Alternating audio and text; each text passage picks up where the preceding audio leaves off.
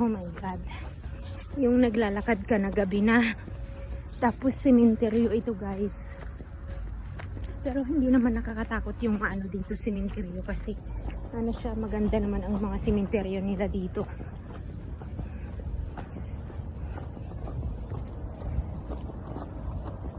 Ginabi na ako sa aking trabaho kasi sobrang busy today. May service na dumating. Tapos anong oras na natapos. Ito guys, yung sementeryo yan. Yan, sementeryo yan dito. Doon din sa kabila. Sa kabila din. Tapos yun pa yung aking lalakarin na kalsada. Doon ako mag-aabang ng sasakyan. Ganito yung buhay dito sa ibang bansa.